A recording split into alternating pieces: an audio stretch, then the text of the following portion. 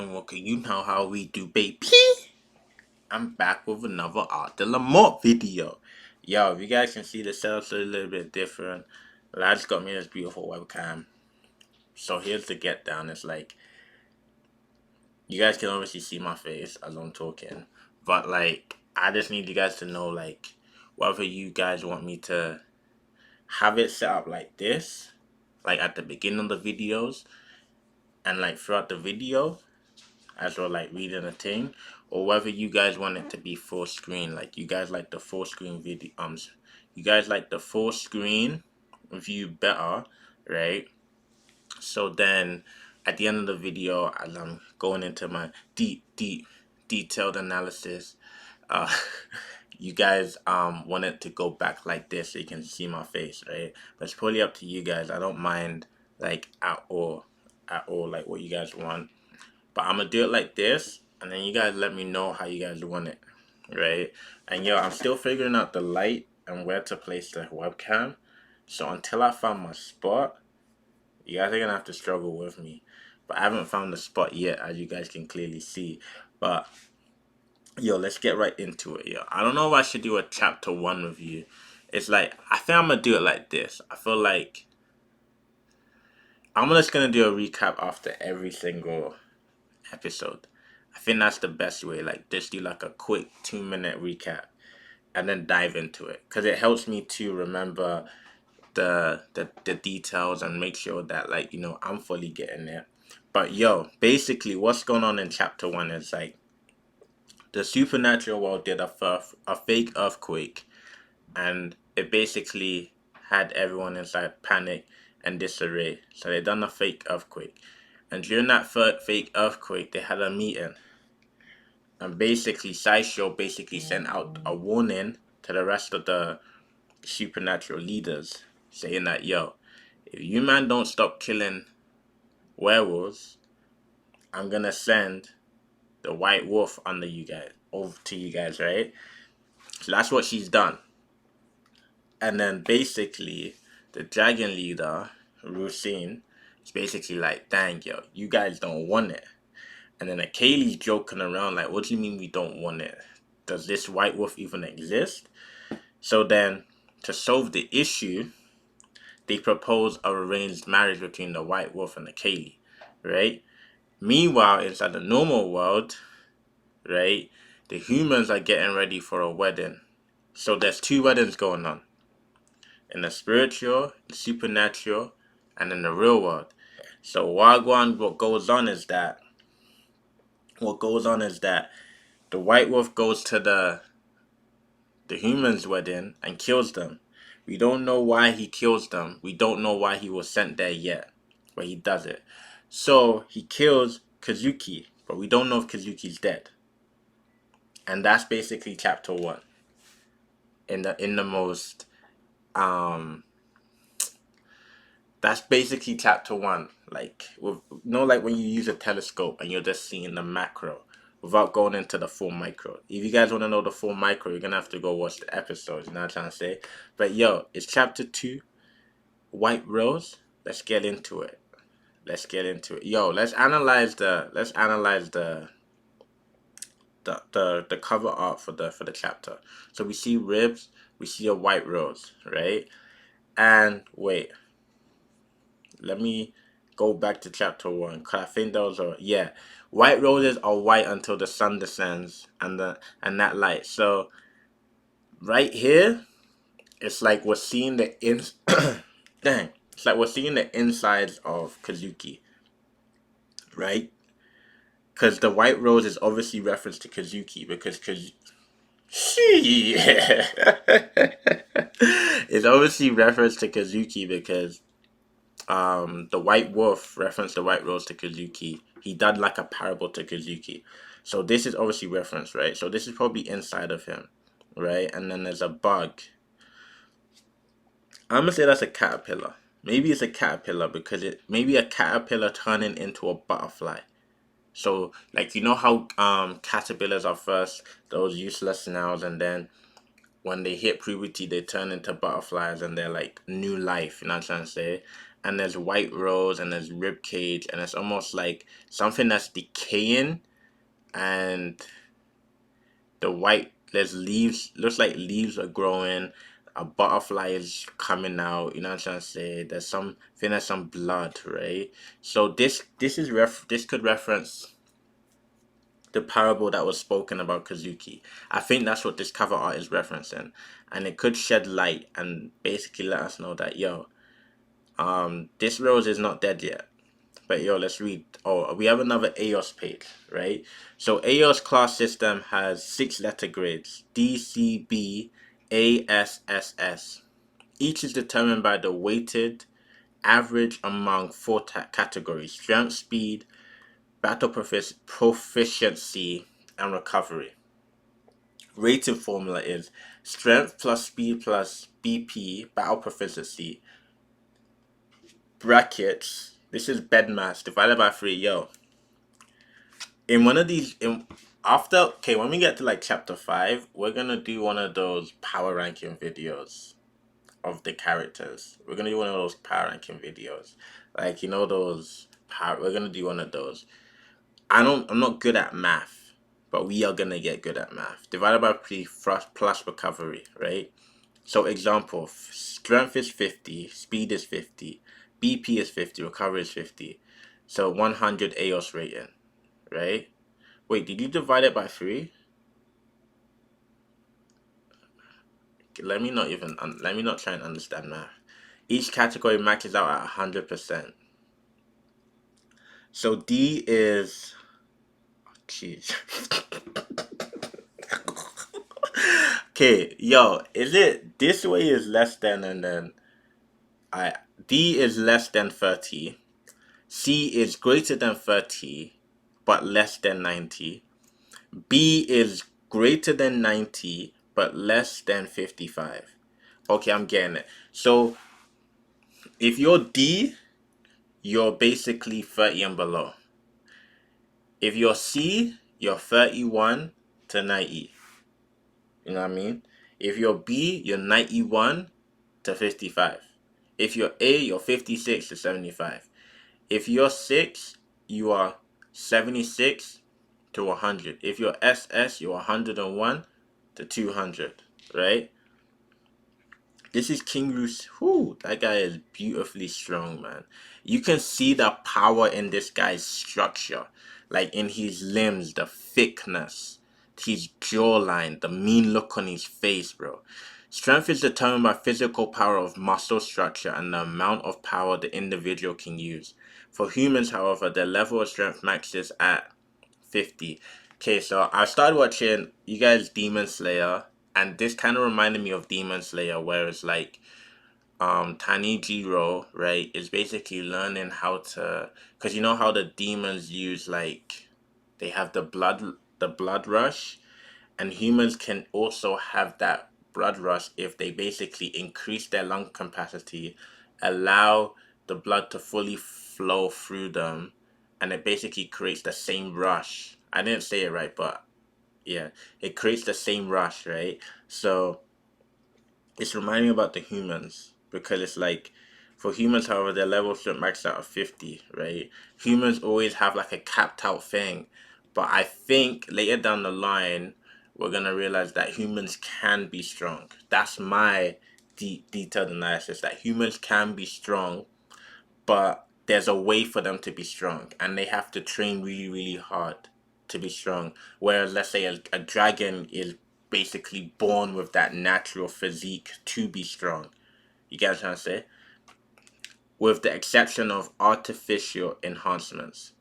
A strength level above 50 is very rare. With that being said, all dragons have a strength above 50. Like I just said, without even reading it. So basically, yeah, right. So speed is based on how fast the body can move. Vampires are known for speed. It's fairly uncommon for a vampire to have a speed below 60. On the other hand, because dragons are very heavy, their mode speed is slower. So you guys, right now, this AOS page, the first AOS page was telling us about the map, the geography and the politics within the geography, right? Right now we're learning about each species, we're learning about the classes, right? For some people that read I'm starting to watch more anime. My brother gave me a list, so I'm actually gonna watch the list, right? But for some people that have watched anime, watched TV shows, some of this stuff is standard knowledge, right? So basically, we're seeing the balance, right? So let's say if a dragon wants to fight a vampire, the vampire can move quicker than the dragon. Can move quicker than the dragon. So the dragon's speed is probably maxed out, is below 60. So a dragon that has speed, right, at let's say 50 to 60, that dragon is seen as a fast dragon, right? So basically, battle proficiency. This is where battle proficiency. Jesus, this is where battle proficiency comes into play. This is where it comes into play, because you have strength and speed. A vampire can't be as strong as a dragon, and a dragon can't be as fast as strong as Jesus. A vampire can't be as strong as a dragon, and a dragon can't be as strong as no. A dragon can't be as fast as a vampire, and a vampire can't be as strong as a dragon. So this is where battle proficiency comes in. It's basically who has the higher battle proficiency, meaning that who has more warfare experience, if that makes sense. Who knows how to use their tools efficiently, right? Because dragons are very heavy, their metal is slower. Battle proficiency has many different factors. How experienced one is on the battlefield, the arsenal of weapons, no martial arts, taekwondo, jiu-jitsu, karate, muay thai, and tactical mind, including spells. The weakness in humans does not degrade them, but rather enhances their intelligence, which balances out their lack of strength and speed. Right? An example is clearly Sasaki. See what I'm trying to say? We learn about the geographical. Now we're learning about the AOS and warfare and everything, right? So basically, the Sasakis, why they are so powerful is because this is what I was trying to tell you guys before, right? Is that the human beings have, you can say, maybe a greater intelligence because they lack the strength, the speed that of the vampires and the werewolves and the dragons, right? So they have to depend more on weapons, more on strategy, right? More on knowledge, more on okay, my great grandfather fought against this ancient werewolf, and then they study what happened. They studied his anatomy, how he died. They studied the weapon the werewolf used. They studied the teeth of the werewolf, the teeth of the dragon, the teeth of the vampire. If there's spells, they dig deep in the history, know this and understand the spells, right? So that's where the humans have the advantage, where it's like their curiosity of the knowledge of previous battles forces them the curiosity of the knowledge of the previous battles forces them to dig deeper so that they can survive, right? Because if they don't dig deeper and search for these answers and search, they are going to die and they're gonna get picked off. So what they do is they dig deeper, dig deeper, dig deeper, right? They create these weapons, put them on the black market, and that's how they make their money. They own land, and I know that the land they own is very very specific. That's why the humans are able to kill these werewolves, and they have beef with the werewolves because their regions are so close and they have such strong knowledge on the werewolves, which is why they are able to, you know, kill them off, which is why um there's political warfare going on, right? Something like recovery as well. The humans probably don't have any recovery or have the worst recovery out of all of them put together, right? But they will probably wear certain clothing that is harder to penetrate. But at the same time, they're not gonna wear heavy clothing as well. So you guys understand? Because if they wear too much, if they wear heavy clothing, they're not as mobile, right? But they need a armor protection because for a dragon, he's strong, right? So that means that his layers and stuff are gonna be harder to penetrate. You know what I'm trying to say? So it's like, and then with humans, it's like their thing is like the one. I think one of their disabilities is like if you know you're gonna fight a werewolf, right? You're gonna come like for example, Jilly's holding a gun, so this gun is basically made for a werewolf, right? It's more effective for werewolves. But let's say a mage comes, right? That gun is more effective for werewolves. So if you were fully prepared to meet a mage in a battle, that's a disadvantage for humans, you know what I mean? Whereas a mage is like on the spot, you know your spells for wolves, dragons, vampires. Whereas humans is like you need the right arsenal to for the battle. And if you don't have other man them that have that arsenal, you're in great danger. You know what I mean? So recovery, this is determined by cell regeneration of the individual. It must consider the recovery time of the individual as well. For example, as Saisha Fura heals within a matter of seconds, a Kaylee may take 24 hours to heal. Wolves generally have a very high recovery because their anatomy allows them to heal very fast. The older the wolf, the better their recovery. Also, the durability of the body, e.g., dragons have scales compared to human skin that is fragile. That's why I just mentioned, right? So the wolves have the best recovery, and with age. So basically, what we're learning is this: yeah, wolves are the most vulnerable at an early age because they're, let's just quote unquote say they're the dumbest creatures at the most early age, and I feel like that's why the Sasaki and Ogami family kill wolves when they're very young. Because the older wolves get, the stronger they get. And the harder they are to kill. So you basically don't want 100 wolves that are 2,000 years old. Because imagine you guys are doing a war and there's 100 wolves that are 2,000 years old. There's 200 wolves that are 500 years old. The recovery speed that they're gonna be at is stupid. Like you're shooting them and their limbs are growing back while they're still running at you. So it's like you don't want that. And I think that's part of the reason why the Sasaki and Ogami family are killing them when they're young and they're D class, because the older they get, the worse, the harder they are to kill. Meaning that the stronger the weapons you have to forge. Meaning that the more money you have to put in the weapons. Meaning that the more money you put in a certain weapon, the less you have of that weapon. If that makes sense. Meaning that the less you have of that weapon, the only one person is probably gonna be specialized in that weapon. Meaning there's scarcity in that weapon. There's scarcity in that ability to forge that weapon, if that makes sense. Which is a big problem. So let's say someone like the White Wolf, you're probably gonna need a next level weapon to kill that man. You know what I mean? But how many humans can use that weapon? How many humans have the knowledge of that weapon? And that's the problem with the werewolves, is that you don't want a lot of them getting old, because the older they become, the less of the, like, the sapphire, the diamonds, the less diamonds you have to kill them. And the less diamonds you have to kill them, the stronger they become. And that's a big problem. A very, very big problem. So now we're understanding chapter 1 even more deeply, because it's like this, right? If we go back to let's go back to the map, right? We go back to the map. Where's the map?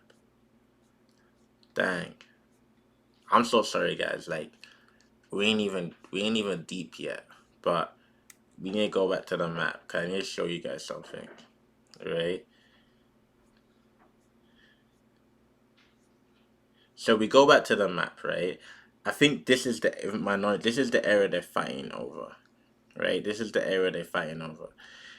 And this area, part of this area already is it's owned by werewolves and dragons, right? So there's the area they're fighting over, right here. So basically, the Sasaki and Ogami family are marrying each other to control the west and the east, right? They're cool with the central region. right? If they don't marry each other and control this region, right? And werewolves are able to live how they want in this region, they are gonna start migrating over here. The humans don't want that. The humans don't want that. Because if that happens, the werewolves are gonna become too powerful, right?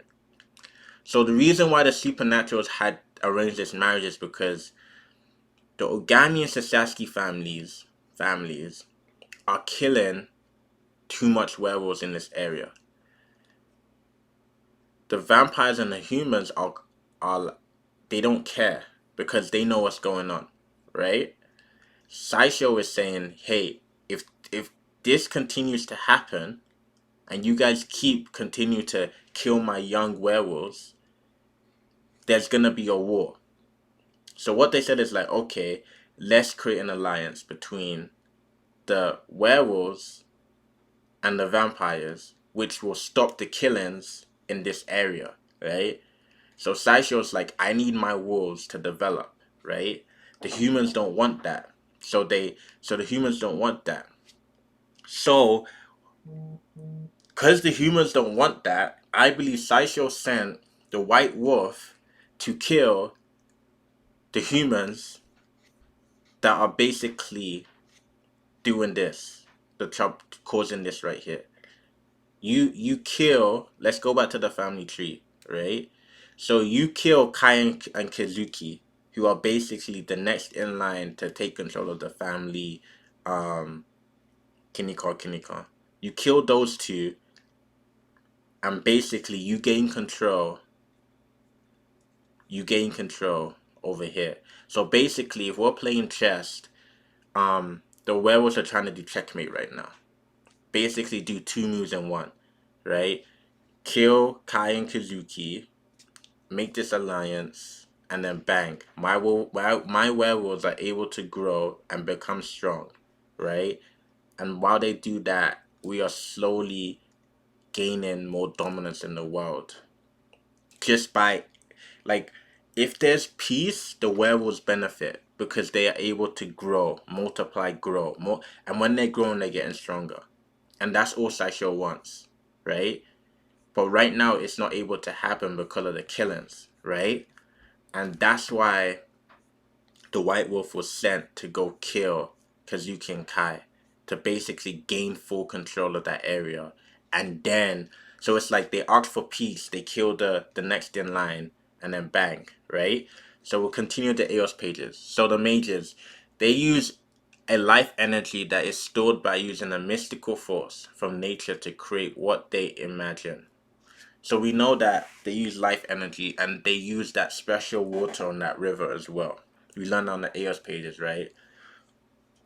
So you guys know about the chakras, right? All the chakras, like the 8 different chakras in your body. I'm guessing that's part of the mystical force they create within their body. Mystical force from nature to create. So they use those different chakras and whatever they imagine in their third eye, whatever they imagine in their body, and to create that power. The power to create magic lies within their DNA, mental state, and willpower. So that's interesting.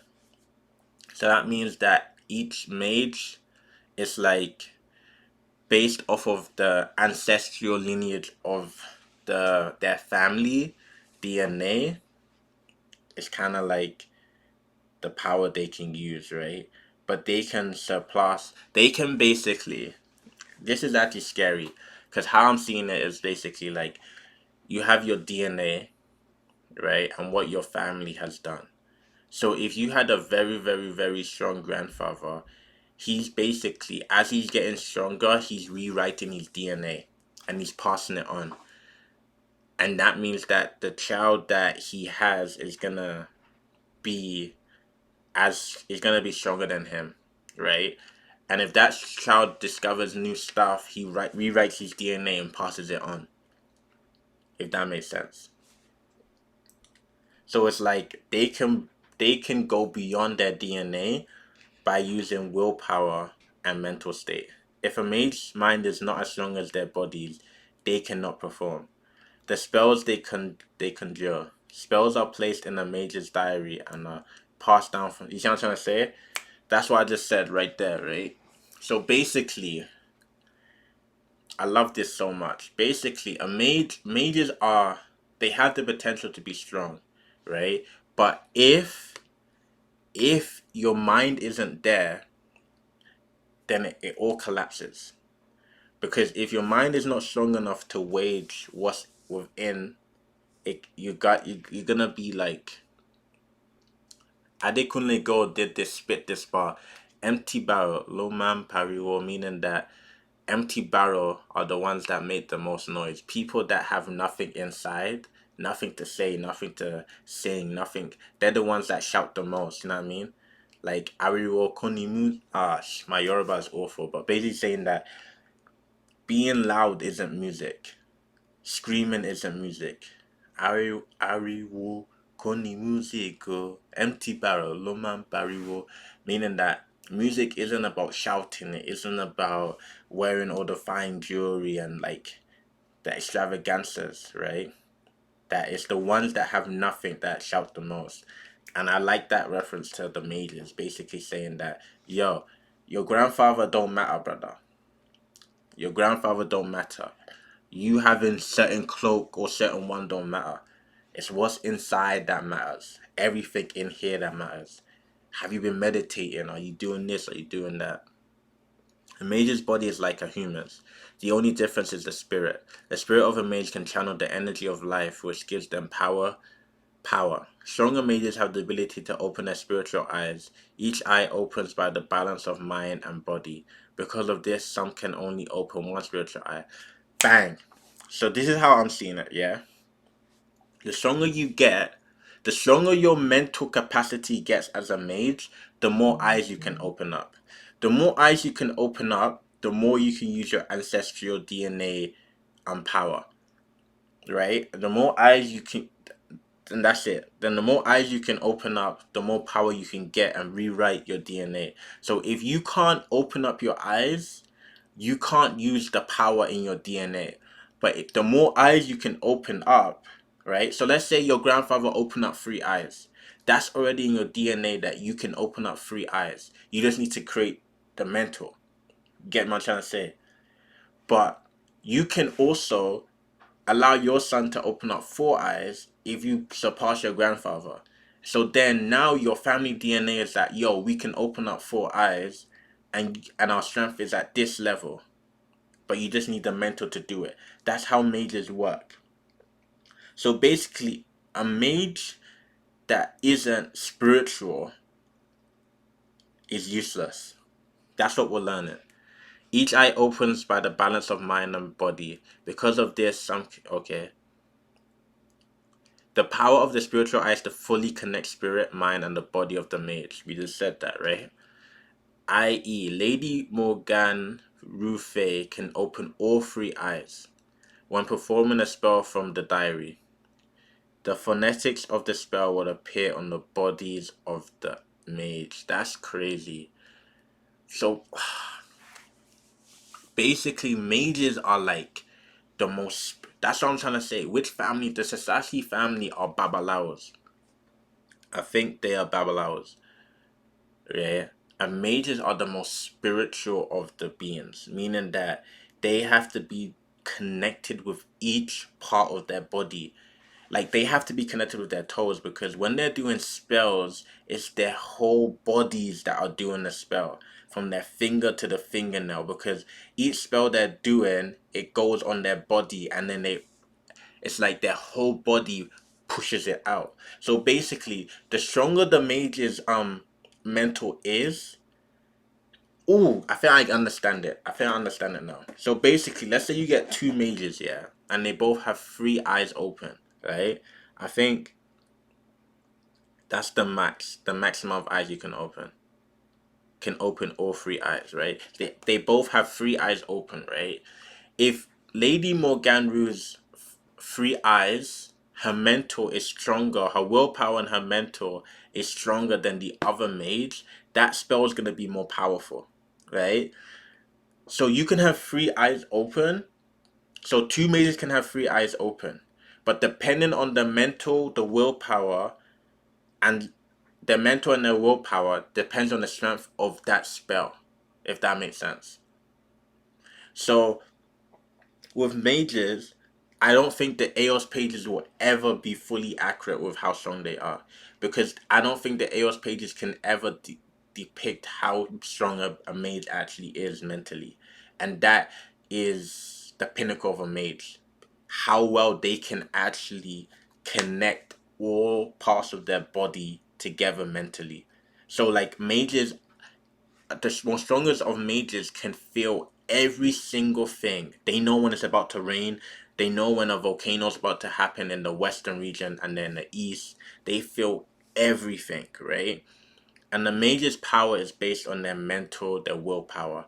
So two mages can literally have one eye open, but because one has a stronger mental and willpower and all of that, that mage is gonna be stronger, and the spells that mage puts out from the body are gonna hit harder. When performing a spell from the diary, the front of the spell appear. Unlike other supernatural beings, mages do not have a leader but are designated to be counselors to other supernatural leaders. Akali Maki has Lady Muganru Fae, and Hawaito has Jubi Shububato, and the first regular has Stefan Ruffey. Okay, we don't have no family tree, and man's dropping all these big names. We don't have no family tree, brother. And man's dropping all these big names, brother. So basically, mages are they're not mercenaries. How do I explain how mages are? Because mages are like missionaries. That's the best thing.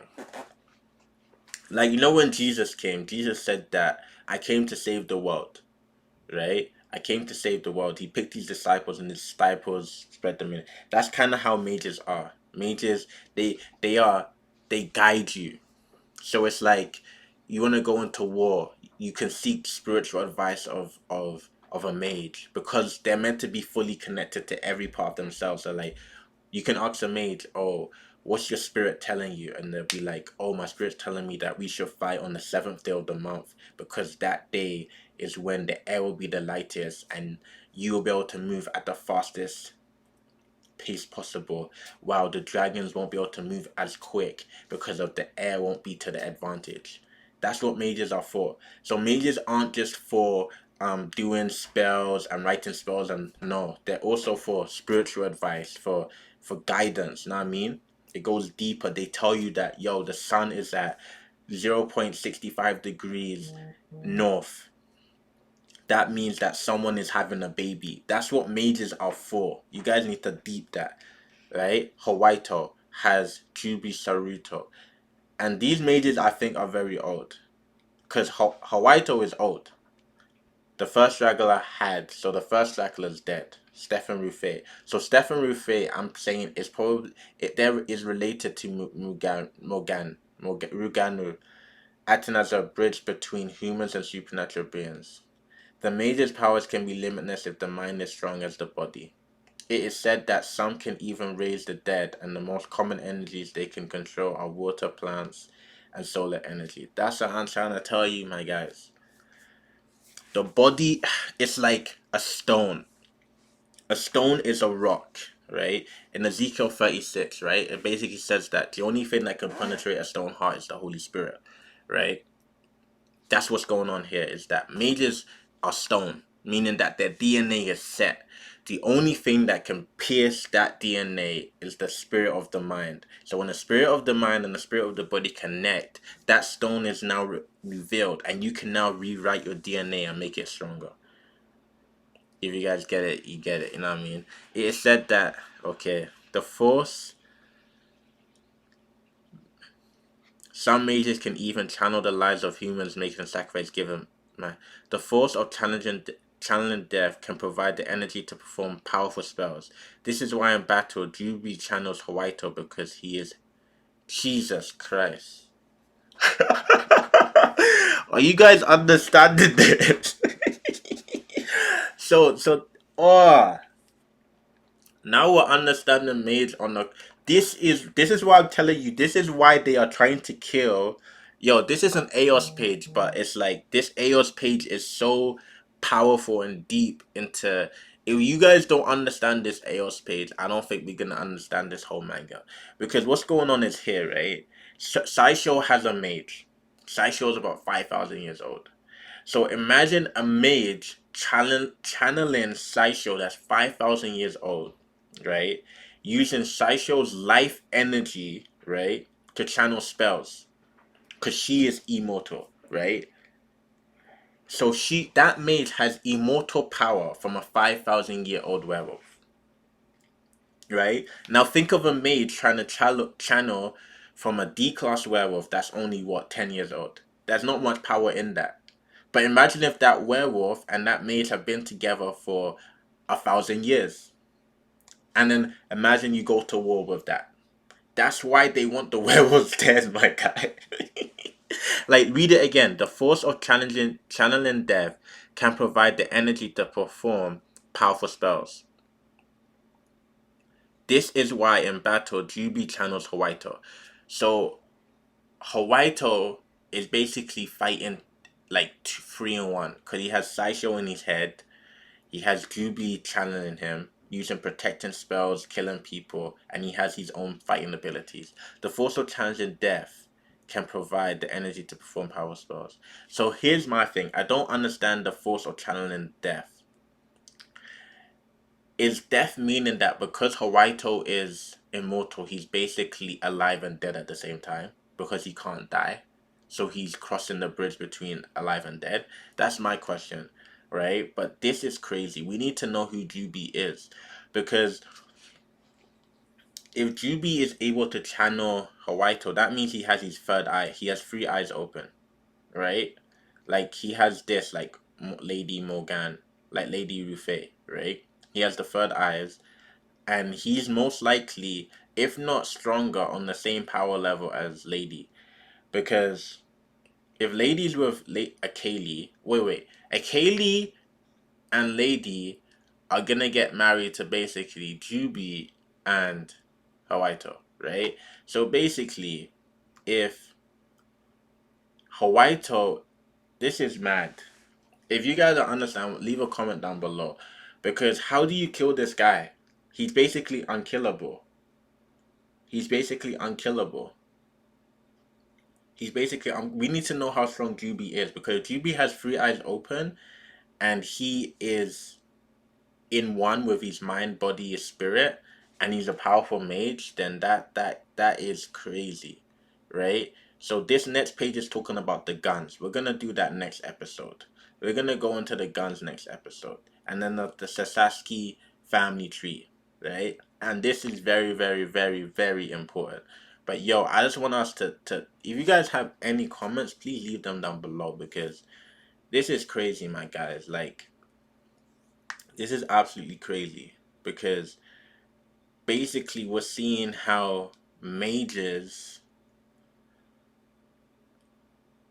have basically almost an unlimited source of power if they go on the right missionary walk and they meet the right companion. Like Jubi Shurai Baito has an unlimited source of power. And yo, you guys need to deep it, right? So Hawaito and Saisho have telepathy. Does that mean that Jubi and Hawaito also have some form of telepathy?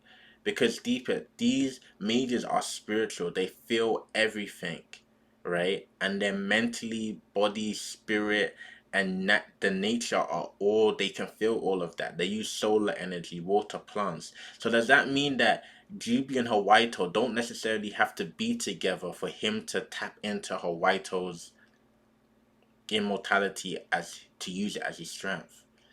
And because Hawaito is immortal, does that mean that Jubi can do things other mages can't do? You guys know what I'm trying to say? Like, where's the limit to Jubi's power? You know what I mean? But yo, that's all for this video. Hope you guys enjoyed it. Leave a comment down below of any questions or any deep thoughts. But I'm gonna wrap it on up with one of my favorite YouTubers says that whenever he's done talking, he's like, I'm gonna wrap it on up with a bow on top. But yo, it's King Colin Walker. You know how we do, baby.